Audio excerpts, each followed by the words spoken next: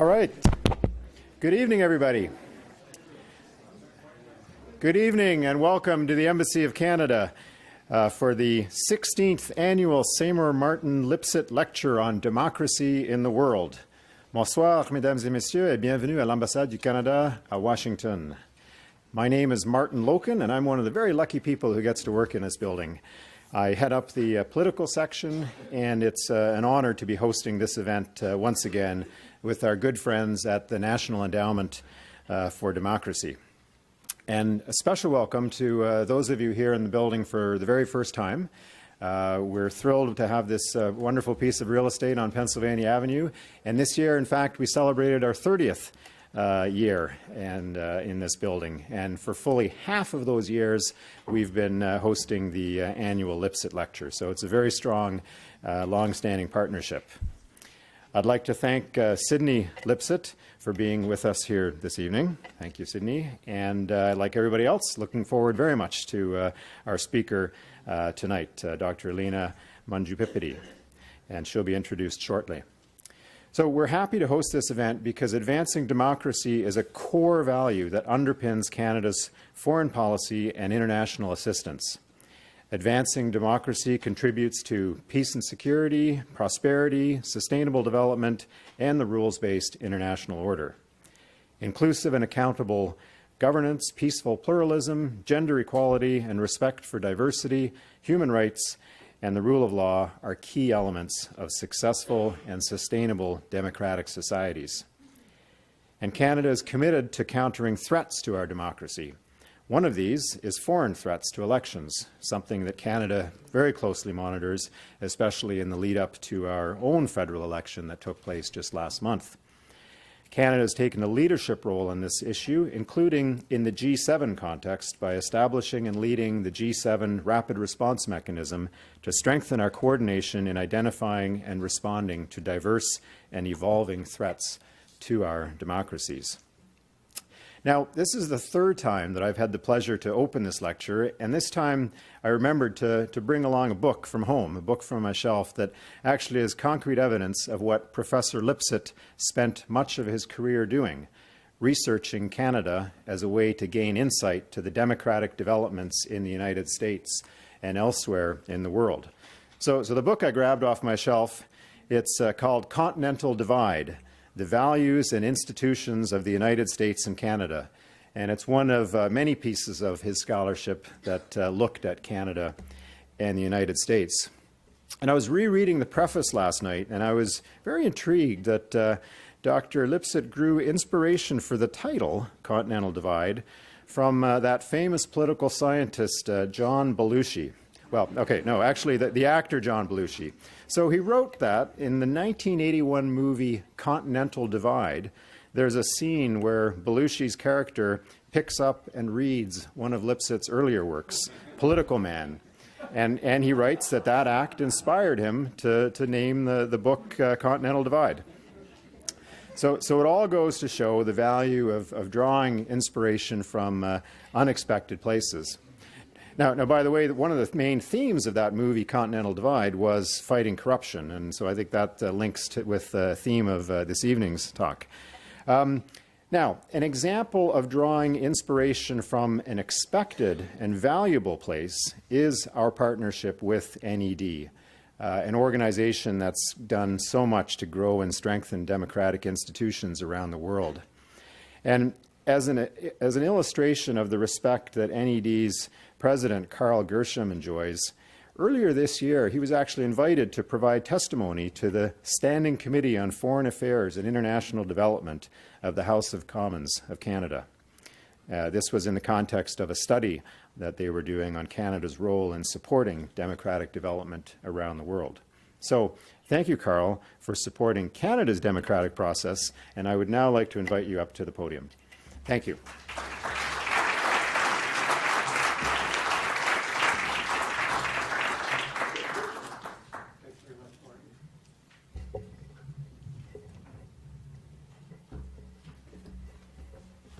Thank you, Martin. And it's my great hope that Canada will.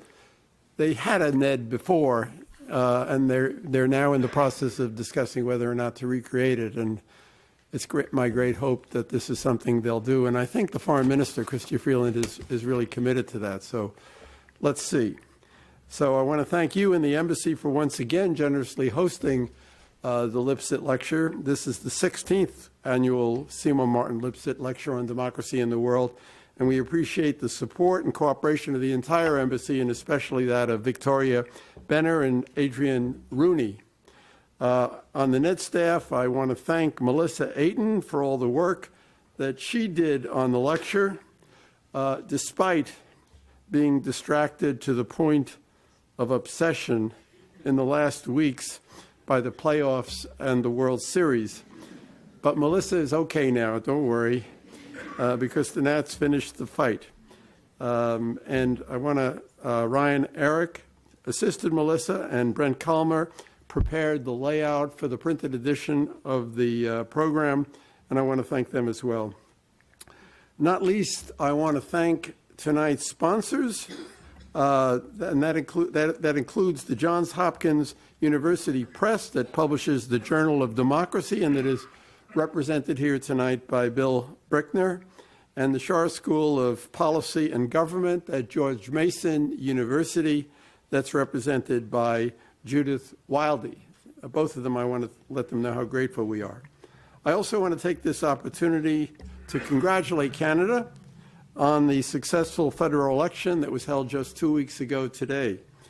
In an article written after the election for the Globe and Mail, our two Canadian friends, Erwin Kotler and Brandon Silver, called Canada a bastion of stability in tumultuous times, and indeed it is. But it was not always that way, and I distinctly remember how deeply worried Marty Lipset was about the threat to Canada's unity and its stability during the very close Quebec independence referendum in 1995. Canadian federalism survived, and Canada today is a stronger and more unified country than ever before. It's a model of how to manage a difficult and divisive issue in a transparent and inclusive way. And I know that Marty would be very gratified by Canada's progress and success were he still with us. And I have no doubt that he would have transferred his anxiety today to our own country, the United States. I cannot overstate how important Canada is today as a democratic neighbor and a global advocate for democratic values. The Lipset Lecture is a symbol of U.S.-Canadian friendship at a time when relations based on common interests and shared values cannot any longer be taken for granted. We're gratified that this lecture contributes to strengthening this vitally important friendship. Of course, I also want to thank Sid Lipset, Marty's widow, who has once again helped us make available in pamphlet form a seminal essay by Marty that is related to the theme of the lecture. The pamphlet, which is available outside, is Some Social Requisites of Democracy, and accompanying it, there's a second essay that he wrote, Social Requisites of Democracy Revisited. And there's also a copy of Steady Work, which was Marty's academic memoir. And Sid's devotion to ensuring that every aspect of the Lipset Lecture is done properly and with a certain elegance makes the occasion a very special experience for all of her friends. So thank you, Sydney.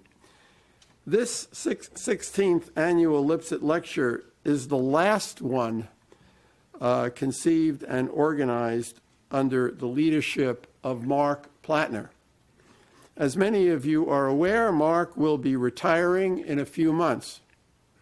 And Sid and I want him to know how deeply grateful we are to him, not just for his role in organizing and chairing this important event, but for the seminal contribution he has made to the understanding and defense of democratic ideas and values for the last 35 years, during which time he has been an indispensable part of the NED leadership. Mark will be publicly thanked on January 23rd at the event celebrating the 30th anniversary of the Journal of Democracy, which Mark has edited so brilliantly for the last 3 decades. And I speak on behalf of the NED staff and the board and countless others, many of them here tonight in this room, in saying how much we admire Mark and how grateful we are to him for everything he's done and for the kind of person that he is. And it's now my honor to introduce Mark Plattner.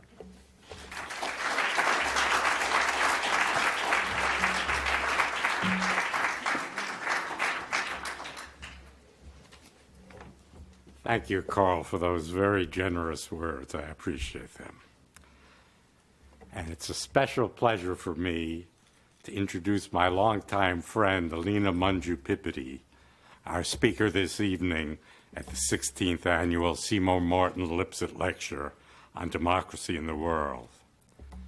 Since 2007, Alina has been a professor of democracy studies at the Hertie School of Governance in Berlin, a kind of European counterpart to Harvard's Kennedy School of Government, where she had previously spent a year as a Shorenstein Fellow in 1998 to 99. Alina is the founder and chair of the European Research Center on Anti-Corruption and State Building, and over the past 2 decades, she's established herself as one of the world's leading scholars on corruption and good governance. Alina was born and raised in Romania, where she earned a PhD in social psychology and was a professor at the National School of Administration and Political Science in Bucharest. She was very active on the Romanian political scene as the country struggled to pursue a transition to democracy, and she remains deeply engaged with developments there. In 1996, she serves as the first anti-communist news director of Romanian Public Broadcasting. And in that same year, she founded the Romanian Academic Society, the country's oldest think tank, which she headed for many years. In 2004, in the run-up to local and national elections in Romania, she played a leading role in organizing the Coalition for a Clean Parliament, a nationwide public advocacy and anti-corruption project that had considerable success. So Alina simultaneously has been a leading scholar based in Germany, one of the European Union's richest and most stable democracies, and a civil society activist in Romania, one of the EU's poorest and youngest democracies. As a result, she's been able to view the problems of democracy and good governance from these dual and often dueling perspectives. And I think this has made her sensitive both to the concerns of donor organizations that are trying to foster good governance in new democracies, and to the obstacles and challenges faced by the recipients of such assistance. The overall conclusion of her research, about which she'll tell us more this evening, is that international efforts to fight corruption and export good governance to new democracies have met with disappointingly limited success. Alina's interest in discovering how corruption can be tamed has led her into a wide-ranging series of sociological, historical, and even philosophical inquiries. She's found herself compelled to explore the meaning of terms such as good governance, justice, and the rule of law, as well as the nature of modernity. Her analysis stresses the gap that separates the particularism that reigned in all past eras and still holds sway in much of the world today, that separates that from the modern principle that she calls ethical universalism, which demands that all persons be treated equally and impartially. Although this principle is widely accepted in the contemporary world, few societies have been able to realize it in practice, and she wants to understand why that's the case. Alina is the author of The Quest for Good Governance, How Societies Develop Control of Corruption, and of A Tale of Two Villages, Coerced Modernization in the East European Countryside, a book that evolved from a BBC documentary that she earlier had written and directed. She's also the co-editor of Ottomans into Europeans, State and Institution Building in Southeastern Europe, and with Ivan Krashtev, a previous Lipset lecturer, the editor of Nationalism After Communism, Lessons Learned from Nation and State Building. Her new book, Europe's Burden, Promoting Good Governance Across Borders, will be published by Cambridge University Press later this month. Alina is a member both of the Research Council of NED's International Forum for Democratic Studies and of the editorial board of the Journal of Democracy. Over the past 15 years, she's contributed about a dozen articles and reviews to the journal's pages. Although some of her most widely cited essays focus on good governance and corruption, she's also addressed a wide range of other topics. These include the post-communist transformation in Europe and the former Soviet Union, the changing role of political parties, the impact of EU accession, the political situation in Romania, and Moldova's 2009 Twitter revolution. Nor is her creativity confined to the realm of social science and political analysis. In addition to the work she's produced for television, she's the author of a controversial play that was staged in Romania in 2005. And indeed, interest in the arts runs deep in her family.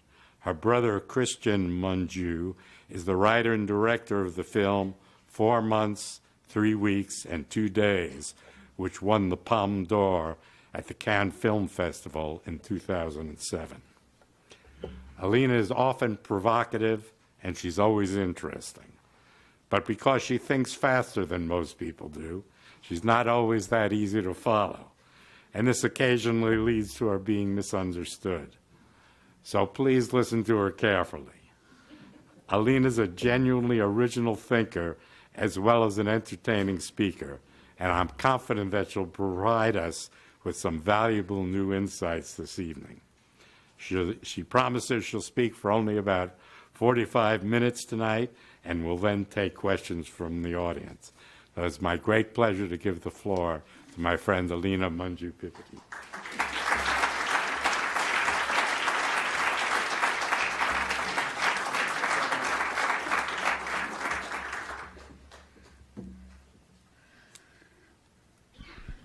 Thank you very much for this extremely kind introduction, and indeed for the honor of being here. I think that the most remarkable thing about my biography I can say in one line, and this is, I was 25 years old in the year when the wall of Berlin went down. And since we celebrate 30 years this year, it is quite a remarkable moment, particularly these days when the celebrations are near. As many other young East European intellectuals, I really didn't see freedom coming, and therefore I had built for myself a complete life of evasion in culture. So in November 1989, without any kind of apprehension that everything is going to change, living in deep Ceausescu's Romania, I was actually writing a book about time, the concept of time, at the Danish philosopher Søren Kierkegaard. Those were exactly my concerns, and this is what we were discussing with other people minded like me. And so imagine what happened a month later when the events came. I mean, has anybody ever been so unprepared for the challenges that we had? People like us, who had read Kant, but even Marx we didn't read because we loathed the fact that it was taught, in political indoctrination sessions. So I will confess it to you from the very start. The very first book on politics that I read was actually The Political Man by Seymour Martin Lipset in 1990. I read this before I read Aristotle's Politics, if you can imagine. And it stayed with me ever since. Even today, the two pieces that were printed in booklet are the pieces that I put in my syllabus in a class that I teach in Berlin, which is called Transitions to Good Governance. And I put them both because I like exactly this revisiting of this historical idea of preconditions, which my students have a great need to hear since they're from 50 different countries. Some of them have really lost quite considerable hope in the last 30 years when they thought that they're going to get there. So what I'm going to do today is first I'm going to give you the very cheerful lecture, since this is what Larry Diamond told me the moment when he announced me that I received this very prestigious opportunity to present this lecture. And he said, please don't go down there and depress the people and tell them that the age of democracy promotion is over, or we take it back from you immediately. I said, no worries, no worries. I'm actually working on an essay which is called The Universalization of Ethical Universalism. So this can only be good. And he said, this is completely incomprehensible as it is called like this. But anyway, it doesn't sound so depressing. So yes, go ahead and develop on this side, okay? So this was the part which later on I turned into the rise of good governance promotion. This is the universalization of ethical universalists. But then events really caught up with us this year. I mean, I was among the people who have been around quite a while looking more critically at this adventure of our lives, changing the whole world and making it a better governed place. And I realized that it is actually only fair if I add the second part of the story, and this is how we came to the rise and fall of good governance, which is a more, and the sequel, I'm waiting for Game of Thrones to lead, and then I'll return also on this. So what do I mean by this rise of good governance? Well, it's enough to look in the news today or to basically tune in your TV in every other day, and you're going to hear people making these extraordinary claims on television. Today it's Lebanon, but 2 weeks ago there was someone else. A few years ago there was Brazil. It's always someone on TV putting out sort of claims which were unheard 30 years ago when the world fell down. Because for many, many years, we thought that people only want freedom, right? This was, at least for my generation, this was the number one demand, freedom. But people in Lebanon, they have freedom. They have freedom, they have regular elections. The government that they have is the government that they elected. The governance that they have is the result of a very elaborate negotiation process. And in many, many ways, this governance is what helped the country stabilize after a devastating civil war. So whatever do they want? What they want, if you listen to them in all these TV stories, is that they want ethical universalism. I know this sounds a little bit barbaric, but what they want is the kind of government. Yesterday I listened to an old lady on television who said like this. She said, I am tired of factions and of people representing factions and of people representing parties. We don't want any of this. We want a government which represents all of us. I says, all of us, who? I mean, they're Christians, they're Islamists. It's a very complicated country. All of us, like none of us has any sort of distinguishing feature. Like we are all completely equal and indistinct, just comparable by our citizenship, which is completely universal. And the state treats us similarly, without knowing anything more about us. This is what people want. And this demand we have cultivated a lot in the past 25, 30 years with our anti-corruption campaigns globally. And it is quite extraordinary the success that these days it has. Maybe you remember when Brazil, before this big anti-corruption operation, they had some sort of an international competition, a soccer championship of something of the sort. But people, instead of caring for sports, which they've always done in Brazil, they were instead protesting in the streets against building stadium. And we say, well, why are you protesting? You're not happy of Brazil having this event? We say, no.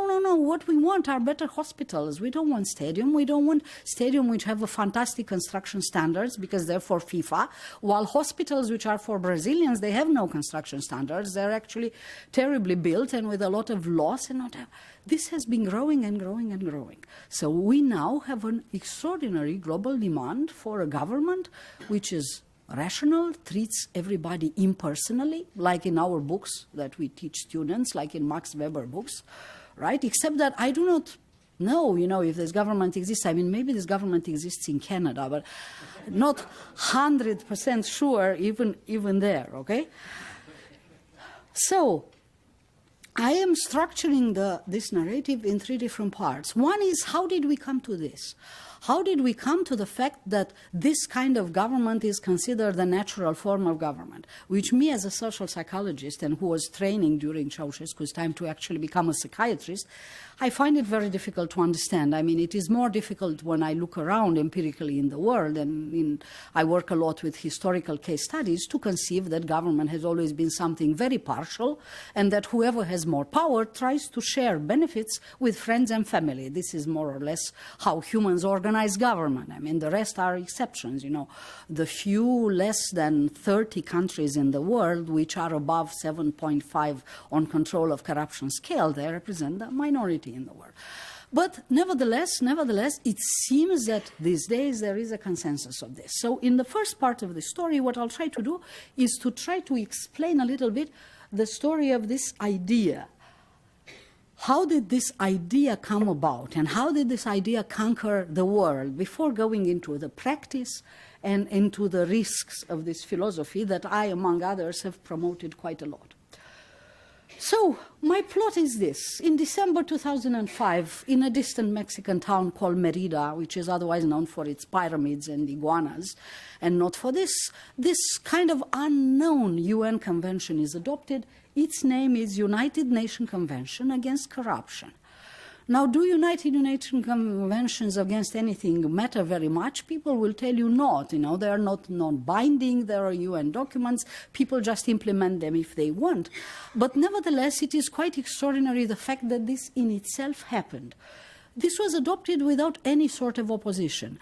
If you remember, when the Convention for Human Rights was adopted, there was a very strong dissident opinion. This dissident opinion came from countries that we still have divergence of opinions today. Countries like Iran, countries like Egypt, countries like Saudi Arabia, and they basically said that the Convention for Human Rights represents a cultural Western point of view of human rights. And their point of view was not really integrated and should have been. So in other words, there was a claim, even from the birth of that convention, to the fact that there can be different culturally relative ideas about human rights. And if you read world values surveys, you would still see that this still exists. And in particular towards women, we still have different ideas about human rights. There's not one universal conception of human rights, despite having one convention, right? But this never happened with the United Nations Convention Against Corruption. There was nobody who actually said, there can be differences in the way we organize governance. You hear this a lot. You hear this a lot in private. But nobody made this argument in public. Nobody said in public, we have other ways of organizing government in our countries. In our countries, it's only natural to give a bribe. In our country, it's quite natural to favor one's relatives. This is what we have been doing for hundreds of years, and why shouldn't we be doing? Nobody said that. Nobody said that. Amazing enough. And since nobody said that, what happened since in the last 15 years is that everybody, step by step, adopted and ratified this convention. And we have now come to quite extraordinary numbers. We have over 180 countries in the world which adopted the United Nations Conventions Against Corruption. And this convention asks for transparency and accountability of government and public sector. It asks for a social contract where every citizen is treated equally and fairly. Interesting enough, this convention doesn't have a definition of corruption. Because in the end of the day, they decided that it's not the exception of corruption that they make the convention about, plus they couldn't agree among themselves on good grounds. It's a very contentious terms, but they decided that they will put in the opposite, the benchmark of good governance, the ideal governance to which you want to reach. And therefore it has all these things. Everybody treated equally and fairly. It is there. It was already actually in human rights conventions, but now it's spelled out very clearly. Consultation in the formulation of public policy and regulation, 186 countries ratified that. Amazing enough. And nobody invaded them, nobody forced them. They by themselves adopted this contract in front of their own citizens. Independent judiciary and equality in front of the law, right? Who didn't adopt it so far? Syria, North Korea, Andorra, and a few Caribbean islands are behind, but they are coming there. They are coming there. So, in a 3-4 years, we're only going to have some very, very few planetary exceptions, countries which didn't adopt it. So am I then right in saying this rather obvious thing, that it is the end of cultural relativism in governance? Everybody has now similar ideas of what good governance is and shares them across the whole world. Clear enough, all right? Of course, United Nations Convention Against Corruption doesn't have an intervention force, doesn't have battalions to send down there or cruisers or whatever. But it doesn't matter because these governments now pledged to implement this towards their own citizens, and their own citizens, like people in Lebanon, can hold them to account. And apparently they do. They do quite a lot these days. So how did we come here? How did we even come to the idea that you can have something like this? Obscure as it is, I'm sure most of you have never heard of this, but it's also fairly recent. And what you have heard of are people asking the implementation of this, even if you haven't heard of UNCAC before this evening.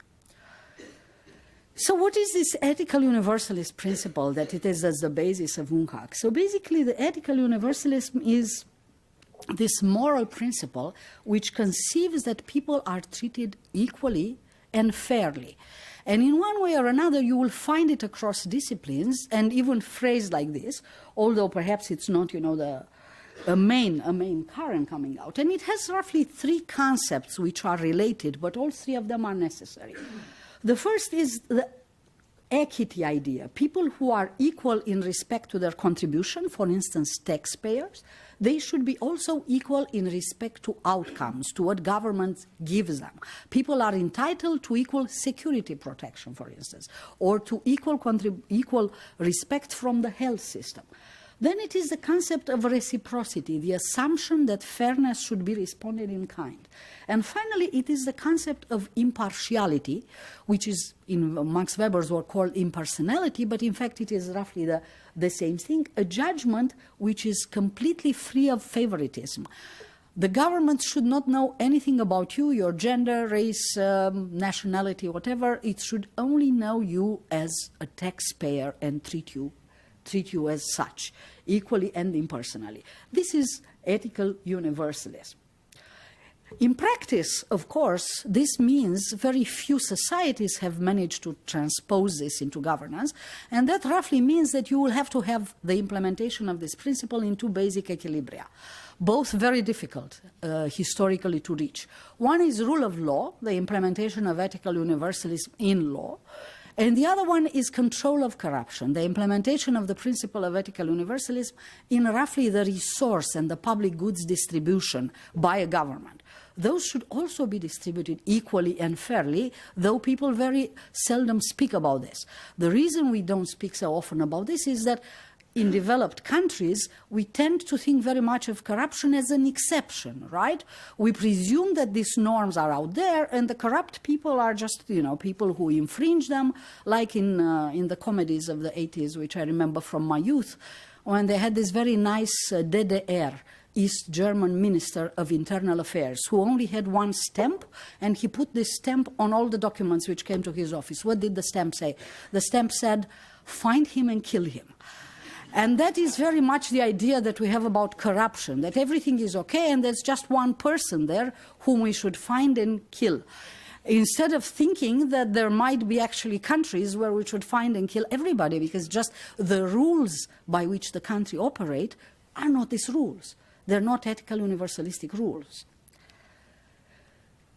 So where did this ethical universalism come from?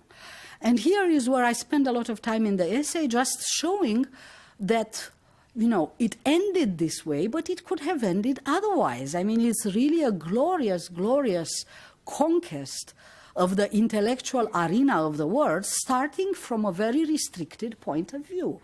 And of course, you know, the overall conception can be traced back to Aristotle and Plato, because they define good government as government which is in general and not partial interest.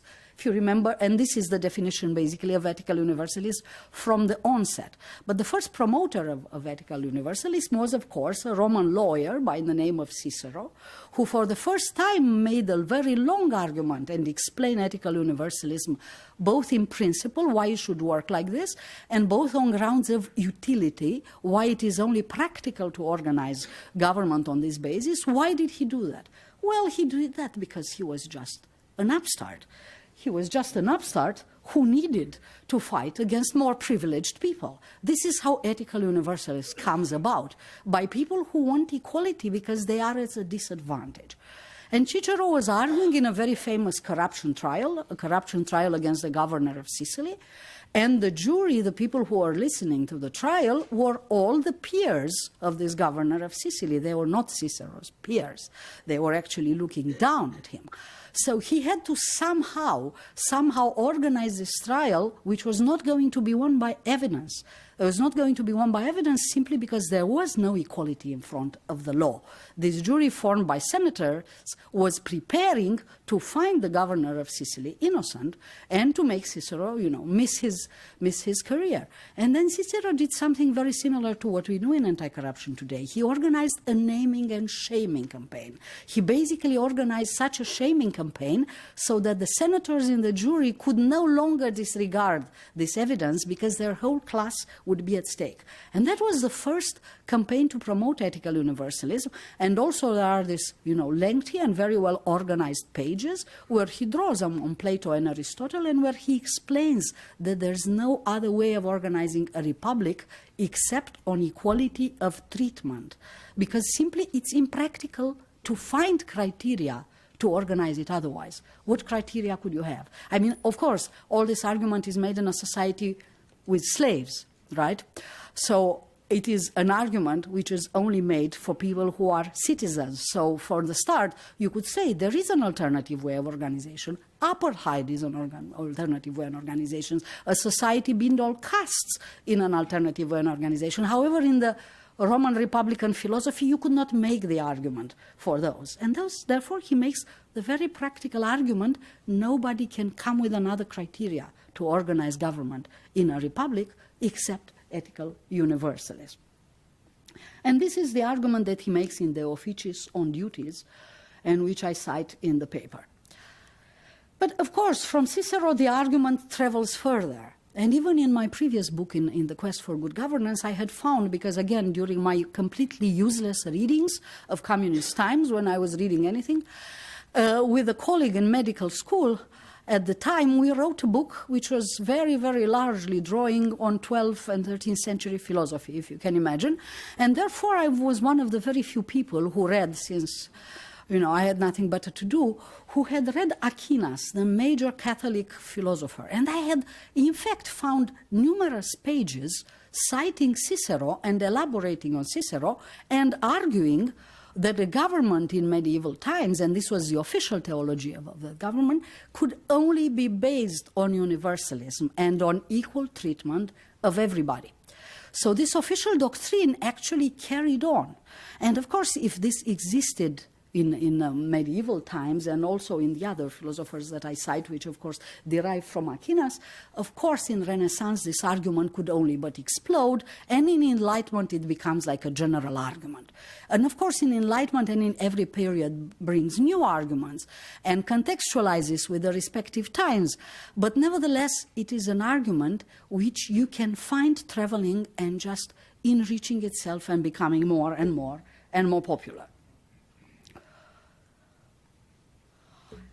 And who are the top promoters? I mean, of course, the top promoters come with the French Revolution. It is the French Revolution which takes with what had become by then an accepted intellectual norm, but existed only, among intellectuals, like, let's say, the circle of friends of Marie Antoinette or Diderot or the other philosophers who were consulted by the European monarchs. But the French Revolution deliberately starts promoting ethical universalism. And this happens in particular with the Directorate, even before Napoleon becomes first consul, but in particular after he becomes first consul. What do?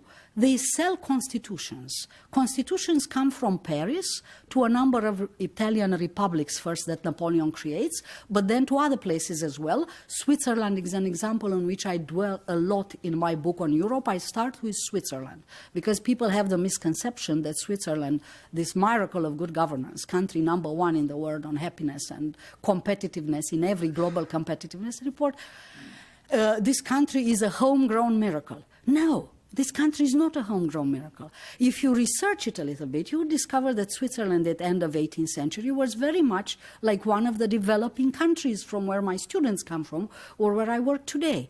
It was a country where collective action problems were so pervasive that they didn't have a road, because in order to do a road, two different cantons would have had to cooperate, and people didn't do that. It was exactly the kind of image that paralyzes us today in development, and how people ask themselves, how can we solve this collective action problem? Why shouldn't I just steal from the common purse, which seems more rational from my point of view, but in the same time destroys the development of the whole country? Now, how did this happen? Well, how did this end? They were invaded by the French. Of course, the French didn't invade Switzerland with the goal of making Switzerland the number one benchmark of the world, but out of sheer geopolitical interest. But it was not just geopolitical interest. I mean, gradually they developed the idea that it is better for France to be surrounded by countries whose philosophy in government is very close to the philosophy of the French Revolution. And therefore, this standard constitution, Napoleon, for instance, wrote himself, apparently, most of the constitution of Switzerland, which was called this Malmaison Constitution, or the Act of Mediation. Now, what did this constitution have, which was extraordinary novelty? First, it cancelled all the privileges. Switzerland was based on privileges. It was based, these cities of Switzerland, Zurich and Bern and other cities, they simply had patriciates. And also it was based on the difference between urban and rural. Cities had all the privileges and peasants didn't have any. They were not even allowed to trade. And Napoleon just cancels all this. And he writes a letter, actually, to the Swiss, in which he says, "Dear Swiss, the eyes of the whole world today looks at you. The world has changed. The kind of inequality which reigned until yesterday is no longer possible. From now on, we're going to have equality among nations.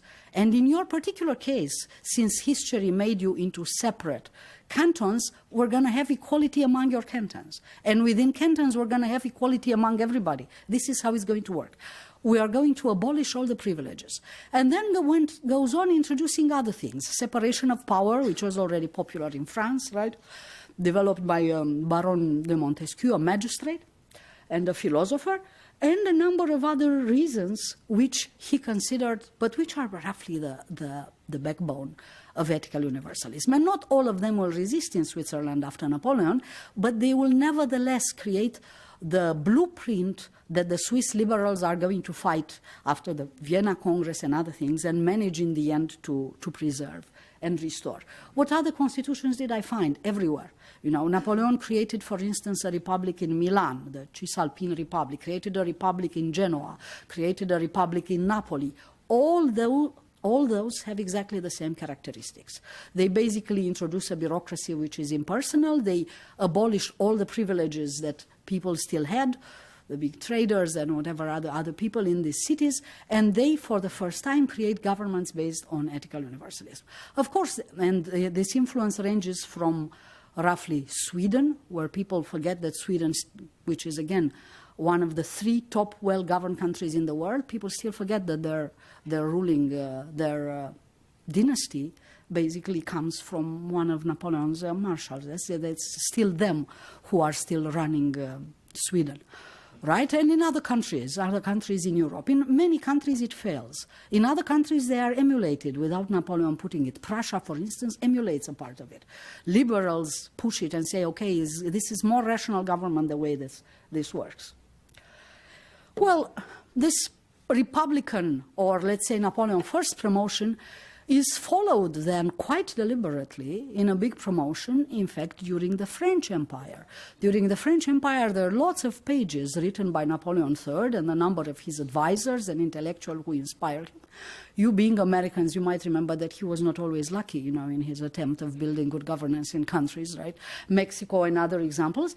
But nevertheless, apart whatever other reasons he had, he also had this ethical universalist promotion reasons, and he says about this very explicitly. I just give this example from Algeria, which I like, but there are others from his interventions in the Ottoman Empire, what was Syria, and later on they created Lebanon, where he wrote to his French governor in Algeria, this Duke of Malakoff, we need to persuade the Arabs that we have not come to Algeria to press and spoil them, but to bring them the benefits of civilization. The first condition of this is reciprocal respect of everybody's rights. And in fact, he tries to formalize collective land rights for the Arabs. And a number of attempts like this, which I'm not saying that they were good or bad, but for sure a part of these attempts were in fact meant to promote a kind of governance based on ethical universalism. Now, what are the tools, roughly, of this promotion? The tools are, first, this intellectual equipment, basically, the Baron de Montesquieu separation of power principle, and whatever was in the Declaration of Human Rights. These were where they got their artillery. Second is this constitutional engineering promoting this power separation. And third, of course, and the most practical, proves to be the Napoleon Legal Code. The Napoleon Legal Code simply scripts this for everybody, and due to its simplicity and easiness to associate government, and the fact that it's more sort of value-free, it doesn't come with the armies, had an extraordinary influence. Had an extraordinary influence in Eastern Europe, had an extraordinary influence in the Middle East, where it was combined partly with Islamic law, and still has a lasting influence in Latin America.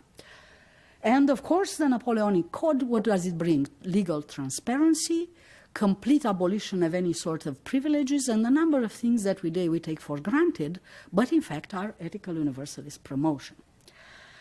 So on top of the philosophy, I argue in the book that in fact what happens is that also a pattern of intervention is born. Of course, there are a lot of interventions which are just purely for profit, but there is also a distinct stream of intervention that I find, which is Western intervention to rationalize government in other people's countries, and to promote ethical universalism, and to promote equality, and to promote a number of things like this. So in fact, I am documenting a number of historical and as down to our contemporary intervention of this promotion or restoration of ethical universalism abroad, which is fairly unusual and which you find under different labels, mixed with modernization, civilization, rationalization, westernization, Europeanization, and so forth, and which in the end reach their conclusion with the Merida Convention, where in fact everybody agrees that this is how we should organize government. And here we are. That is the glorious part, you know. We brought it there. And in a way, I'm not excusing colonialism, but I'm saying this brand existed in colonialism, and you can find it. Some places more successful, other more hidden. And now we come to what happened. I mean, someone could say from the start, but when was this generalization of this principle? Well, it's just only in 2004, right? So my husband, who's a medievalist historian, he always asks me, well, what are you doing? I'm trying to see if something had an impact or not. And what is the interval of time you're looking at? I said, 20 years. And he said, 20 years? And you expect in 20 years for something to happen? What is 20 years at the scale? It's really very little. Well, I'm a social scientist, I'm not a historian, so yes, I expect something to happen in 20 years, and I'll explain why it happened. So let's see what happened in these 20 years. Well, first, let's see where we are. These are all the countries in the world plotted on the World Bank control of corruption, in which, rated from 1 to 10, in which 10 is the best control of corruption. So countries to the right-hand side in green in this circle are the well-governed countries in the world, countries basically above 7. And here you find some countries a little bit in the middle, who are somewhere at between 4 and 6. What is between 4 and 6? Well, between 4 and 6, you will find areas of government which function on the basis of ethical universalism. Let's say pensions go mostly to pensioners. Let's say about 20% of them will probably go to dead people or relatives of those who give the pensions, but just 20%. Okay, but there will be other areas which are fairly bad. In fact, there will be areas where, in fact, particular distribution on the basis, like government contracts, on the basis of connections will be the norm and will not be the exception. And as you can see from this graph very easily, most of the world is here. Most of the world is not here. So this is what we were supposed to build out of 2004, to move from the philosophy of ethical universalism as a governance principle to the practice, to build this practice in everyday life. My point of view is, of course, related to public distribution and universal distribution of public goods. Someone who's a lawyer would be more interested in equal treatment of the law, but in fact they're the same, because you cannot have one without the other. So they go, unfortunately, they go together. So that also means that they subvert one another at times. So did we do something to promote this and to make this map more green? You see, green is a minority on this map. Well, we did something. We spent a lot. So development assistance was diversified, and on top of whatever aid developed countries were spending, a new category appeared, the category of spending to promote good governance. And of course, we are the champions of this. By we, I understand European Union, who is the largest donor of the world. You have to put together member states and European institutions, and United States, which, if you just take states, of course, is #1 donor of the world. Well, jointly, we really spend a lot on this. And who are the countries where we spend mostly? Of course, most anti-corruption money, over $1 billion, were spent on Iraq, Afghanistan, Ukraine, top receiver, Egypt, Palestine. And I can only end by saying you this, that only on rule of law promotion, Europe gave Turkey over a decade more than $1 billion.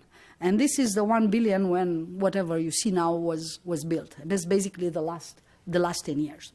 So yes, we have expectations to see something. 20 years may be a short interval of time, but we are spending taxpayer money to put this into practice. And therefore, as long as we continue to do this, we might as well try to get some results. And this is why I think it is worth and legitimate to evaluate the results of what we do. Meanwhile, however, the world is not just what we plan to do. It's a real world out there, and causes exist which subvert or enhance whatever efforts the government do. And one interesting thing what happened is that globalization didn't quite work exactly as we hoped it would work. What you see here is the top of fines given under Foreign Corrupt Practice Act, the world's actually only enforcement tool which works, for which we absolutely have to praise the United States and beg whatever government comes to the United States to in fact support this and not dissuade this, because this is one thing which works. And one thing which happened, as you can see, is that it sort of made equality between the green areas and the rest.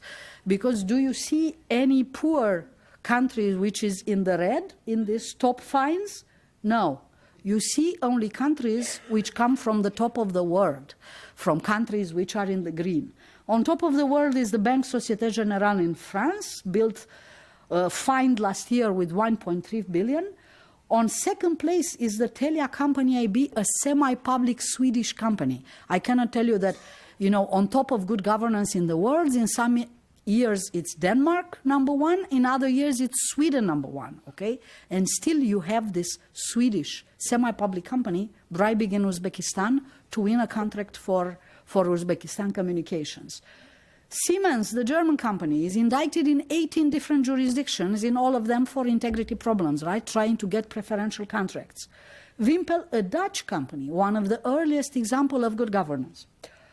Alstom in France, Halliburton, and the rest, okay?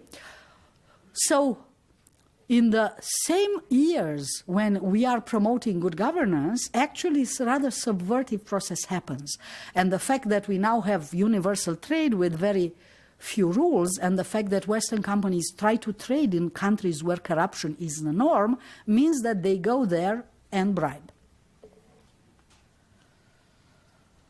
So, unsurprisingly, or maybe surprisingly, the world doesn't really change in these 20 years. It stays very much flat.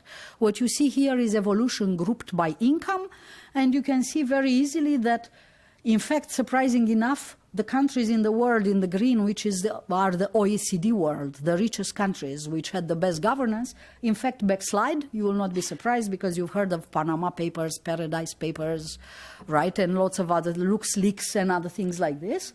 So what happens is that there is some regress in the green world. There is also some regress in the yellow world, which is higher middle-income countries. Those are the closest, in Seymour Martin Lipset's preconditions, those should be the closest to good governance, except that he was not writing about good governance. He was writing about democracy, right? And most of these countries are democracies, but they are systematically corrupt democracies, and they don't progress over the past 20 years. They, in fact, regress a little bit. And then come the real poor countries, right? And the real poor countries just don't change. That is the thing, okay?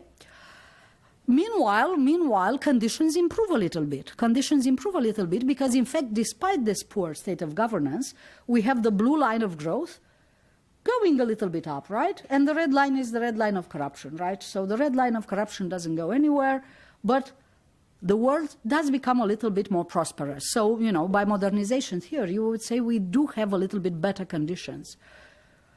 But I would argue that it's not as good as it looks, okay? So democracy, as you can see here, and rule of law, they both matter, but they matter mostly in the negative. Countries which are not democracies and which are these, the red big column, and countries which do not have rule of law, which are these, the shorter red column, they regress on control of corruption.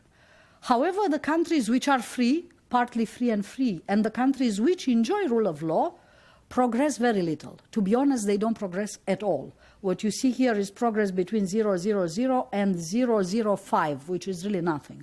But at least they don't regress. So that's how the world looked in the past 20 years. Countries which are not free or don't have rule of law regressed a little bit, and the other countries didn't really change, with very few exceptions. I put together a book on success stories with Michael Johnson, and with our big effort, we found 10 case studies for the past 35 years. Out of this, we had to qualify 3, and every day I'm concerned when I see in the news that one of my country backslides, you know. Say, no, I'm not going to lose, I'm not going to come down to 5, or then I really retire. Go back to playwriting or something like this. Okay?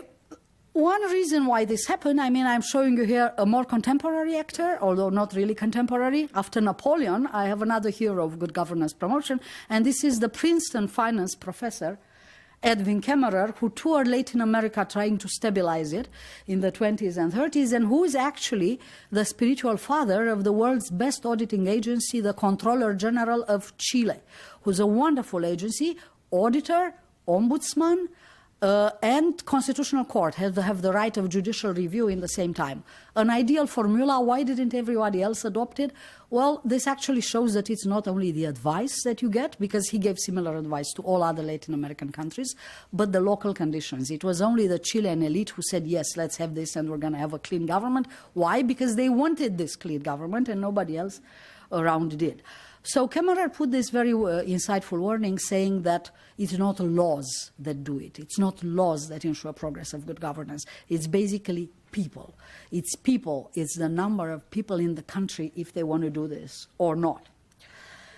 Well, my final argument on practices is that the reason why it didn't work out as well as we hoped, it's not that our intentions were not good or all this money is lost.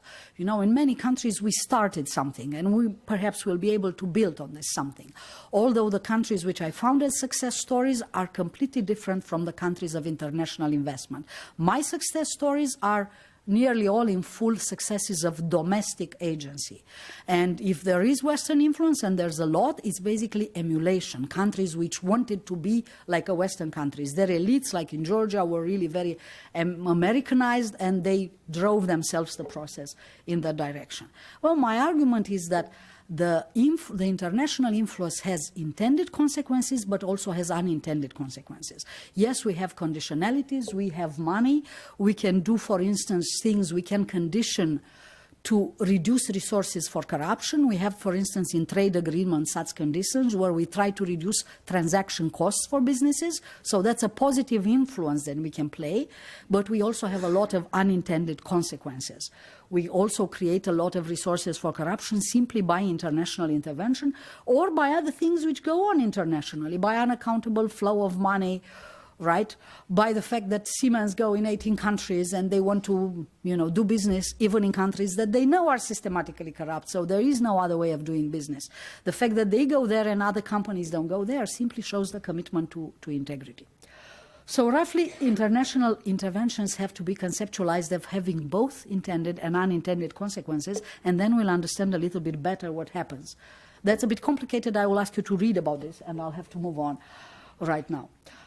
So what is our record to date? So I would say like this, that for European Union, where my next Cambridge books comes out, I am rather negative. And I find, I must say, that areas where we had like the greatest power, jointly with the Americans in some point, like Kosovo and Bosnia, are also the areas where it's been the greatest disaster.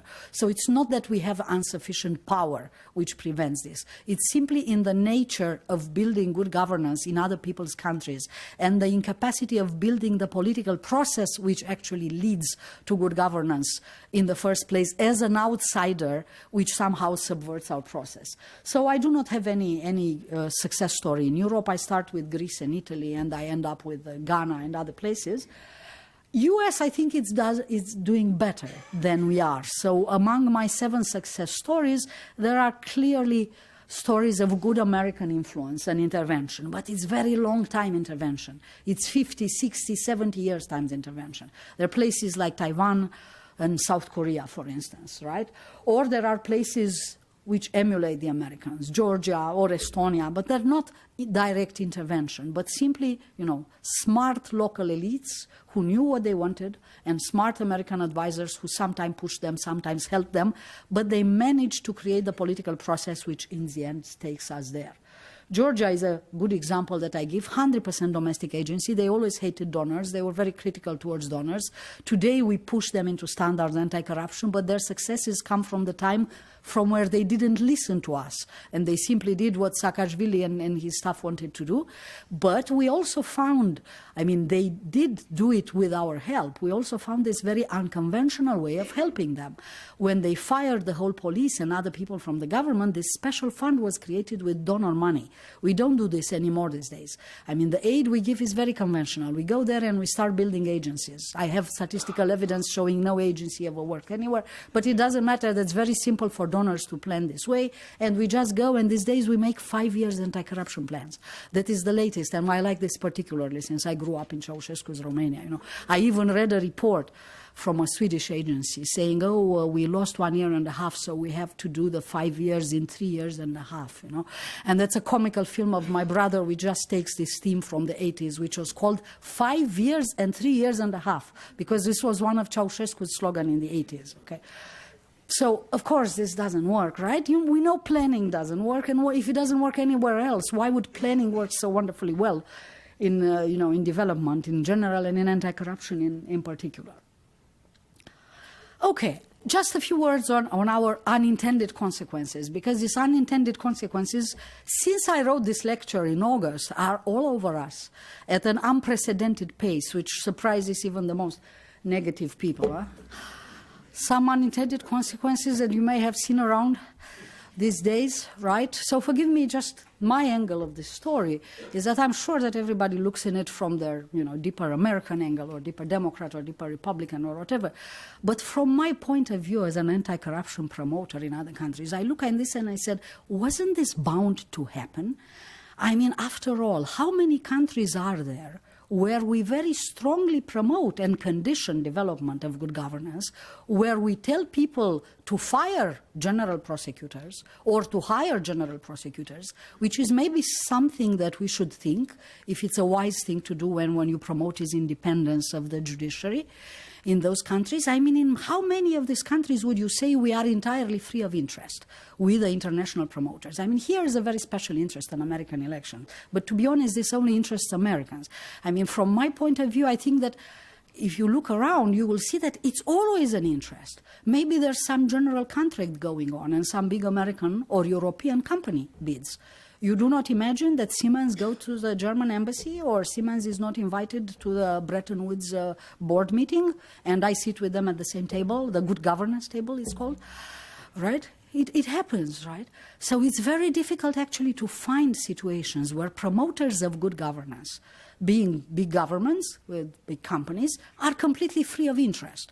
And you are sure that when you tell the Ukrainian government, fire the bloody prosecutor, you really are completely, nobody can think of a reasonable circumstance in which you should actually not intervene simply because you are not free of interest. Just an example from my country, right? In my country, people don't read this story, but in my country we had a couple of notorious corrupt business people who got into trouble, very serious trouble, and both of them were actually having a Western citizenship, so they did more than the usual people whom we put in jail. They really managed to build international coalitions to defend themselves. One is this Romanian-American businessman, Mr. Popoviciu. This was a story in New York Times 2 weeks ago. Right? Mr. Popoviciu was a complete fraudster. He managed to basically get the whole land of one of Bucharest airports to move it from the property of a university, the agriculture university, which was the owner, into his own property, right? By fraud, influencing the land restitution committee, everything. So there's no doubt of his guilt, like in some other cases. And he gets sentenced, right? He gets sentenced, and what does he do? He immediately hires a former American FBI director and his law firm to defend him. The American FBI director immediately finds the son of a president to go there and help him. And eventually this is not sufficient, and then, plus you have to be bipartisan. And then he also hires Mr. Giuliani to help him. I mean, and everyone, imagine a little bit that you look at this from the perspective of a Romanian anti-corruption promoter, right? In the other story, the other guy, of American ambassador, the American ambassador finishes his term, he goes to work for whom? For somebody sentenced for corruption, who has this big insurance company, which he defrauded, by the way, right? What is he supposed to do in his capacity? To help this company gain trust and list in the New York Stock Exchange. I mean, really. And these are the people whom I heard myself in the past 10 years making anti-corruption speeches and explaining the importance of good governance. And I think people are entitled to do whatever they do, but maybe they should not make these good governance strong speeches. Huh? That would somehow be, from my point of view, less risky, if nothing else. So problem number one, and unintended consequences, very few situations where we're free of conflict of interest and where double standards will not immediately come back and hurt what we do. Because, for instances like this, a lot of other clean instances might be in doubt. The second instance, we have encouraged a certain brand of anti-corruption, the repressive brand of anti-corruption, which is nonsensical in systematically corrupt countries anyway, and which hasn't brought any happiness even to Italy. In Italy, you only have 11% people who say there's less corruption now than before Mani Pulite. But anyway, this is what we encourage, because that's what we understand. This is what would work in developed countries. And since people who promote this, they really don't know very well the countries that they work on, they go on and say, why don't you arrest some ministers, without realizing that this is actually discrimination. You should arrest all the ministers. And the next minister who would come would do exactly the same. There are other reforms which would cut the rents, and we know which those are. We know, we have scholarship on this, and we also have practice, no? Because Estonia did it, Georgia did it. There are countries which did it. We know how to do this, okay? Except that we don't take our inspiration from these countries. We go on and arrest people. Right? So what happened when we start arresting people, if particularly people who are in government from the main parties? Well, what happened are that other people take advantage. Who's going to take advantage? Some clean, hipster, Harvard-educated party? No. It's going to take advantage some strong people who speak a strong language and who manage to get themselves elected. And then we might actually end up that we haven't solved the good governance problem. And of course, they will inherit the rents and the rest. But what will happen is that we might have created a democracy problem. Number third risk or unintended consequences. We raise standards very high. I mean, I fully agree with this. I was the first to be completely fundamentalist during these 20 years, but I also had fundamentalistic standards, I always refused everything. I always did this. But that didn't happen for people who are in politics. They didn't happen at all. Maybe you have noticed that Emmanuel Macron, who's #1 champion in good governance in Europe, the Renew Europe thing, right? He tries to repeatedly to propose commissioners who are in conflict of interest. His #1 choice, in fact, had now admitted her guilt for fictional employment of some of her assistants and returned the money to European Parliament. And he was very surprised. He said he doesn't understand why she was not passed. Well, she was not passed because the Romanian commissioner and the Hungarian commissioner, for far less than this, were not passed. And it was such a striking conflict of interest that we have a nice, clean party in Europe, who are the Greens. And the Greens said, no, we're not going to vote for Mrs. Goulard. But then, maybe Mrs. Goulard is not a bad person. When she was in the European Parliament or in the French Parliament, this was the rule. They were all doing this. Le Figaro last summer wrote about, why is Macron so tough on nepotism on the French Senate? After all, hiring of one's first-degree relatives, they said, is just down to 18%. So why is he making such a fuss about this? I mean, imagine the sons-in-law or the whatever. In Romania, this is illegal. You go to jail. We managed to put a couple of people to jail, okay?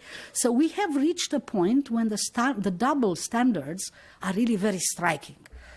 So either we narrow them down or we lower down the standards. I mean, there's no other way around it, okay? Otherwise, it's simply too unjust.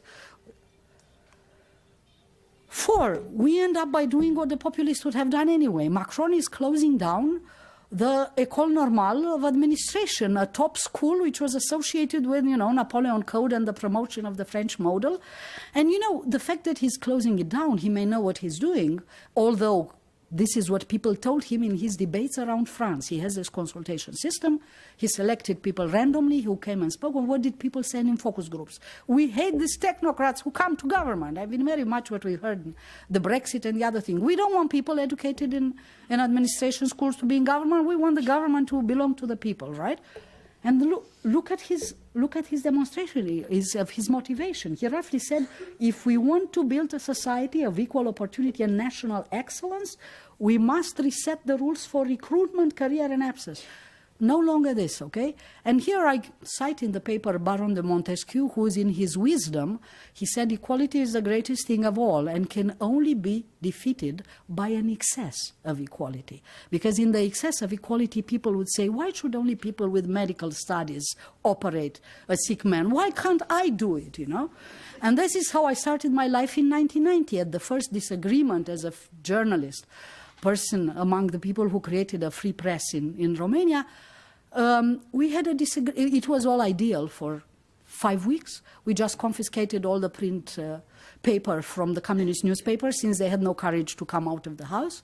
And we just took it like ours. That's a revolution. And we printed our revolutionary newspaper, and the print press workers printed for us.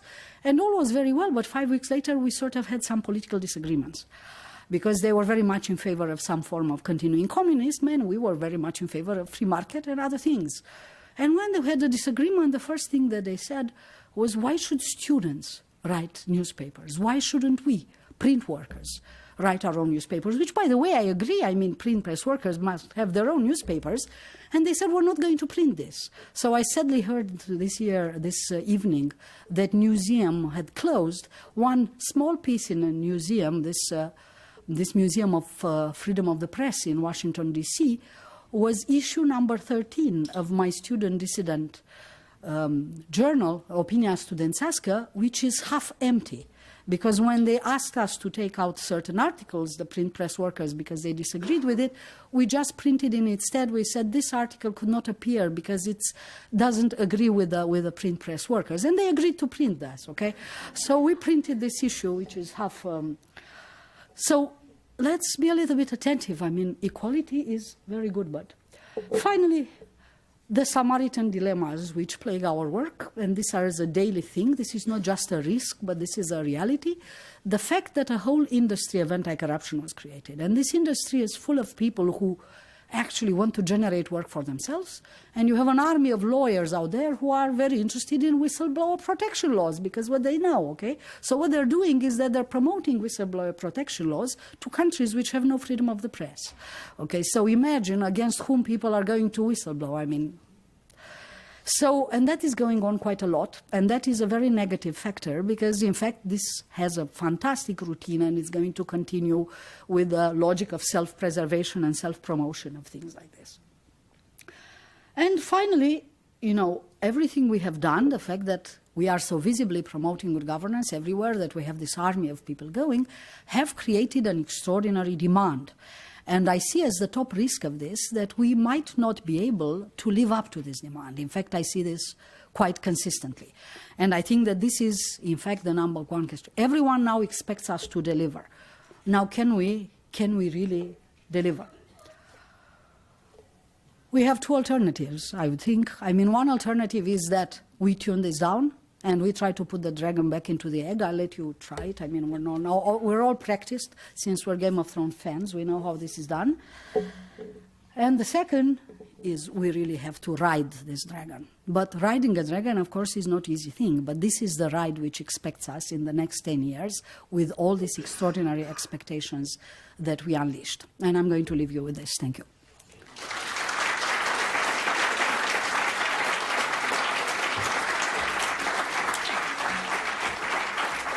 Get over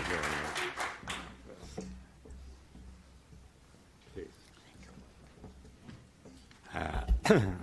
Thank you for that jam-packed presentation, which really was fascinating. I couldn't bring myself to cut you off, but we have... I was looking at you. You should have been more assertive. In any case, we have a few minutes for some questions from the floor, so let me not use up any more time and see if anyone would like to pose a question. There are microphones on either side if you'd like to line up there. And I see David Epstein is here first. Why don't we ask him? I wondered whether you could compare promotion of anti-corruption with promotion of democracy. Should we be doing one in preference to the other? Is it possible to promote anti-corruption without promoting democracy? If you promote democracy, is that sufficient as a guard against corruption? And if not, why is it that democracies are unable to control corruption? Because it seems as though corrupt rulers enriching themselves would be a very obvious point to make in an election to defeat them. Yeah, thank you very much. I think I have a microphone here. Okay. Well, thank you very much for this. It's like 4 or 5 difficult questions into one. But shortly put, we do like this. Due to the extraordinary success of democracy 20 years ago, because this is how we should look at it, as a success. Due to the extraordinary success of democracies, we now have twice as many democracies which are systematically corrupt than autocracies. Simply because autocracies are very few in number, I mean fewer in numbers, right? And if you look at what happened, for instance, at the quality of bureaucracy for the past 20 years, the only countries which progressed, except, again, Estonia and Georgia, the only countries which progressed are countries very similar, in a way, to European absolute monarchies, which invented the word bureaucracies. I mean, the only points on the map are Qatar, United Arab Emirates. They invested a little bit in bureaucracies, or anyway, in ICRG, the only institution which measures this. This is where you see, the only places where you see development of bureaucracies. Now, the answer to this was in Weber already, because Weber compared the United States with European countries. And then there is work from the 60s, and Weber looks at the first generation of countries, right? He writes in 1918, it's his major essay on bureaucracies. And then in 1956, we have something by Samuel Eisenstadt, also insightful, looking at completely different generation of countries. And then we have what I do, which I look at the last 30 years of countries. Well, the conclusion is the same. Democracies, if you start having competitive elections first, without having a bureaucracy autonomous from private interest, democracies do not build bureaucracies. They don't, because like the American government that Weber remarked, Weber says fantastic bureaucracies have appeared in Europe. These bureaucracies act impersonally and they're largely autonomous from private interest. Why? Because they had been developed by monarchs against aristocrats, and then in the process of constitutionalization of monarchies, they simply become autonomous. But by then they were rather established. Democrats don't do this. Democrats just reshuffle government whenever they come, because what they bring is that they bring in their own people, which is very much like the American history. And Weber was optimistic about America. He said one day maybe America will realize the value of having a real bureaucracy, not just each government comes, fires everybody, and employs new people who afterwards are part of this patronage pyramids. But for this, a very strong public demand will have to exist, and the public opinion should play the role that the European monarchs play in developing these instruments. Well, this is what we expect to happen in the future. It didn't happen now.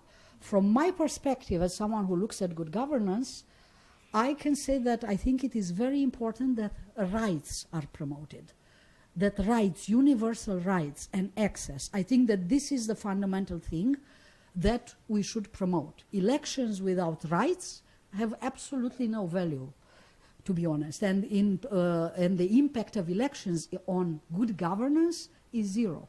Democrats just come and inherit the rents, and parties only exist to spoil the government. This is how it works, and that's why people don't want parties anymore these days. So it is really a big problem in all these new democracies, parties, and it's been like now 15 years since parties and legislators are the most unpopular, least trusted, and considered the most corrupt around the world. Right? So let's promote rights. Let's promote rights, let's promote equality, let's promote access, and let's promote any forms of representation, because representation, political representation, seems to be very difficult. So any other forms that we can find to promote representation and support people being represented and taking their share that should be theirs from the public resources, that might work better. Sorry, I'm not having a better answer for this.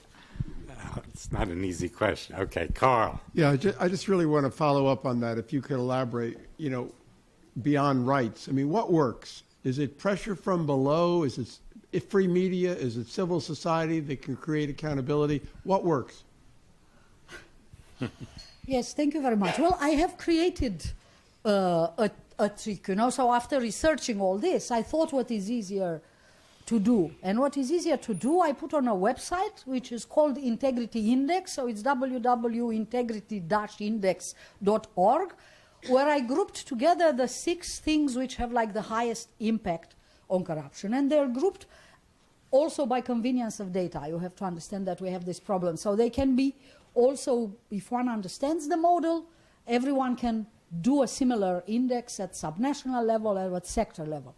Basically, the argument is that corruption is a result of opportunity creation, creating resources for corruption, and therefore you have to reduce those.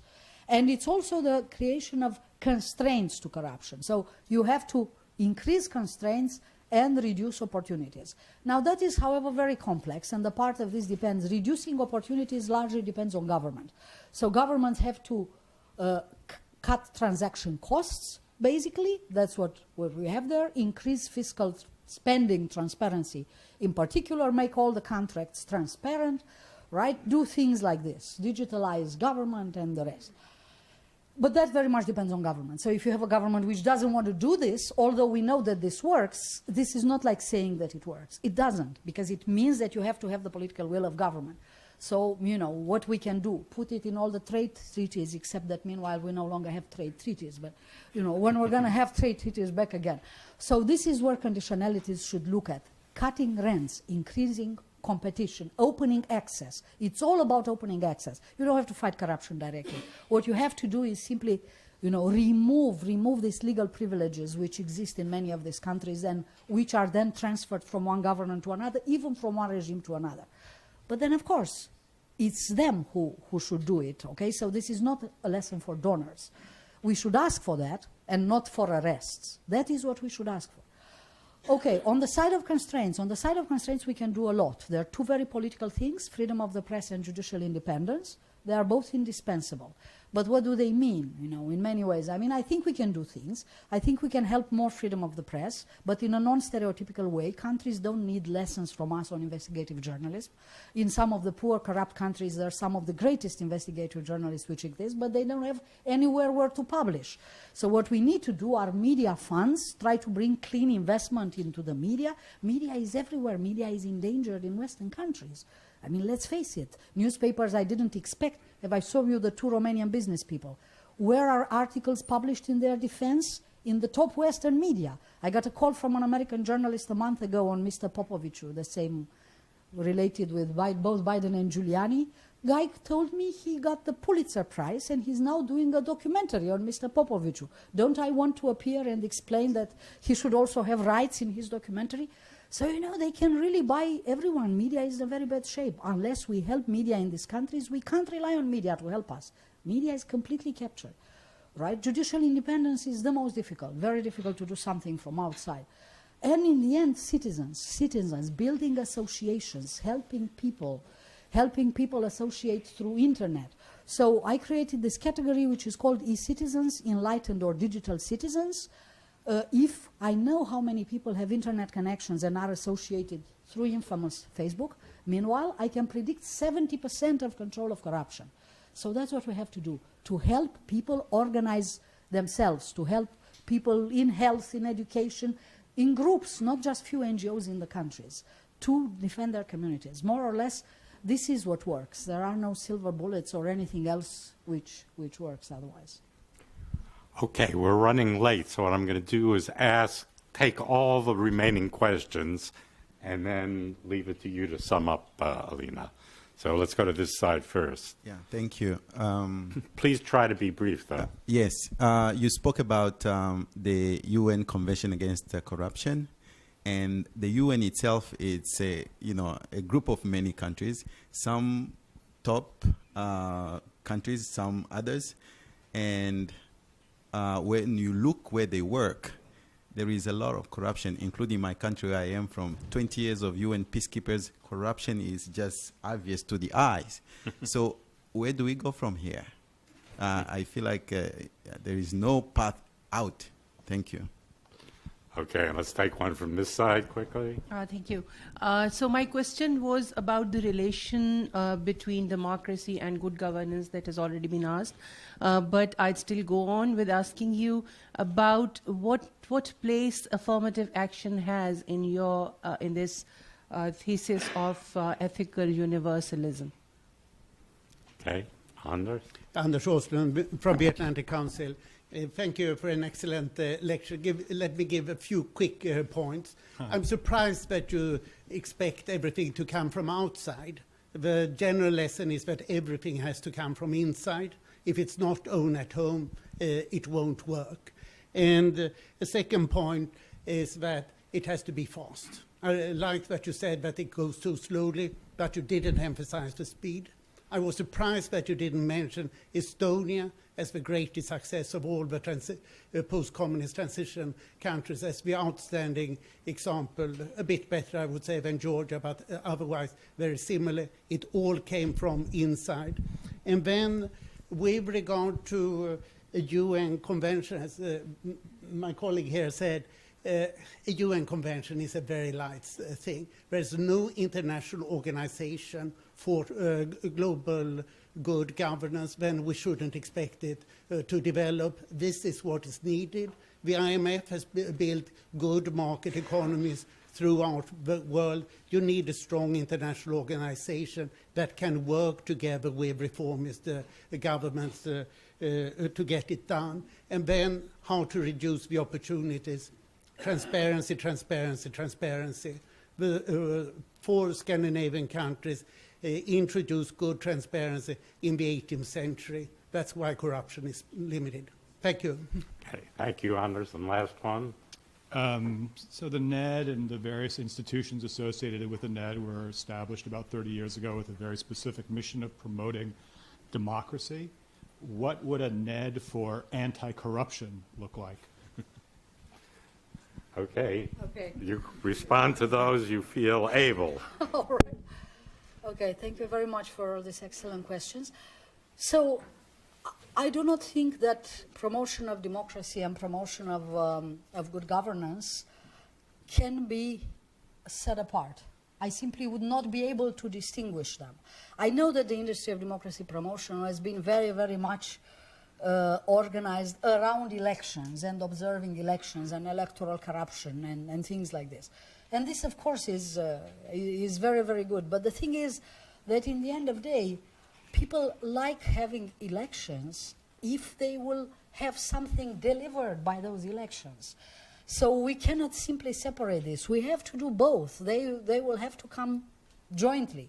I think in the end of the day that people like having elections or like unseating leaders. That's something very convenient. I remember that Ronald Inglehart and Pippa Norris did a world values survey where they tried to see what values are universal and not. And in fact, democracy came out fairly universal. Everybody said, oh, elect our leaders, yes, would like to. Unseat our leaders, I would like to, even better, punish the best. But when they were asked, but would you like women to be equal with men, there was far less consensus around the world, okay? So here is where we start from, and that's my answer on affirmative action. Affirmative action is obviously an exception to ethical universalism. In my book, I explain exactly that ethical universalism is the ruling principle in governance, except when you need to redress. And you need to redress injustices. And those redress of injustices have to be weighted from society to society and circumstance of circumstance, and people should decide themselves what they want to do. But definitely following a period of great injustice, you have to have some redress. Only you have to explain this redress, and the society has to agree that this is what you want to do. Otherwise, you wouldn't be able to impose it top-down anyway. Now, the argument that the United Nations Convention Against Corruption is weak and the UN system is not going to impose it. Of course it's not. But on the other hand, the fact that you have this norm, I think it's quite extraordinary in itself. I was the first 7-8 years ago, which made me very unpopular with UN organizations, to simply run. At the time there were only 130 countries which had adopted UNCAC. So I simply ran statistics to see if countries which adopt UNCAC progress more than countries which don't, who only turn out to adopt it later. And of course that wasn't significant. I mean, countries were just adopting it to adopt it. But then, let's be attentive. Countries adopted it formally, but then their population look at the demand which goes out there. So there is no formal adoption. If the energy exists in the country and if there are bad economic times, people will always raise for equality. And as Tocqueville stopped, there is something divine in the progress of equality. Equality will continue to progress. The thing is that, sometimes people want things that are unreachable. People in Lebanon want things that I do not know how they're going to get. So I think it is indeed very early to assess a norm which only in 2004 said, how long is it since women were proclaimed equal with the men, and what is the record of gender policies around the world? Come on, is this small? And lots of other things. All right, so this is just the latest comer. This is just the latest comer. And the comer, has very great potential. But as I try to say, since we killed the other revolutions, the ideological revolutions, I sometimes have the impression, looking around my PhD students and the kind of very enthusiastic people around me and the kind of ideas that we have of doing things. And then sometimes I say, didn't I hear this before? Didn't I read this before? Oh, yes, I heard, and I did it because in my youth I used to teach a class of political doctrines, and I read this, this anarchists in the 20s and 30s. So I said, guys, let's calm this down. Yes, we need to improve government, but not on the cost of killing democracy. So what I'm thinking is that I'm going to see a lot of countries where the situation is going to get worse before of this great appetite for equality and for good governance. But as I said, we really cannot stop it. And UN is not going to do this. But foreign corrupt practices is going to do this. And we have other instruments. We have OECD, the anti-corruption instrument. And in the end of the day, I think that step by step, by unifying standards and what the internationals should do, internationals should take care of the international part. Of course, domestic agency is going to do the rest. But we're not taking care of international part. It's never been so much money laundering. And there are people, that's not my expertise, but there are people like Gabriel Zuckman and other people who have proposals on this. And it's not like people are moving on to close the loopholes and they're doing this. So there are things that we can do internationally to stop a little bit, at least in the international part. Otherwise, nationally, what I think we should do is just stop this promotion of 5 years plans and go rather for cutting resources for corruption. Copy Estonia, as Anders said. Estonia actually is my favorite country and number one in all my books, right? And you can find on YouTube an interview by me with the former Estonian Prime Minister, Mart Laar. Just check my name and Mart Laar, and you're going to see what he says. He was the first to say, arresting people, it's easy, but nonsensical. What you have to do is change hardcore regulation. All right, and he's also going to explains in his interview how they did it and how was this case so successful. Only, you know, it's not an easy case to emulate because it starts with 20 clean people who are anti-communist and wanting to build something very different from the communist government and not enrich themselves. And that's not something that we all have in our countries. It's not so easy to get by these 20 people. Well, thank you for responding to all those questions for a fascinating lecture. Please join me in applauding the room.